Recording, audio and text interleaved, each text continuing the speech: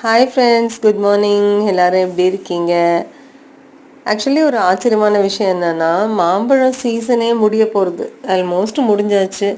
இந்த சமயத்தில் தான் எங்கள் வீட்டு மாமரம் வந்து நல்ல பூ வச்சு காய் வைக்க ஆரம்பிச்சிருக்கு. காய்ச்சி குலுங்குது மாமரம். கொத்து கொத்தாக எங்கே பார்த்தாலும் மாங்காய். சிலது வந்து மரத்துலேயே பழுத்து கீழே விழுந்து செதறிடுது. உள்ளுக்குள்ளே இலைகளுக்குள்ளே எங்கே காய் இருக்குங்கிறதே கண்டுபிடிக்க முடியல. அவ்வளோ அடர்த்தியாக நிறைய காய்ச்சிருக்கு. இதை வந்து எட்டி பறிக்கிறதுக்கு வந்து ரொம்ப கொஞ்சம் கீழே இருக்கிறதெல்லாம் ஓரளவுக்கு நம்மளால் பறிக்க முடியும். அதுலேயே நிறைய பாக்கி இருக்குது. கொஞ்சம் தான் பறித்தேன். என் பையன் வந்ததுக்கப்புறம் நிறைய பறித்து தர சொல்லலான் இருக்கேன்.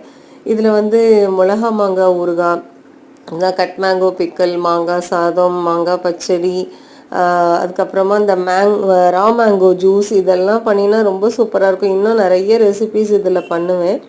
உங்களுக்கும் பிடிச்சிருந்ததுன்னா சப்போர்ட் பண்ணுங்கள். தேங்க்யூ.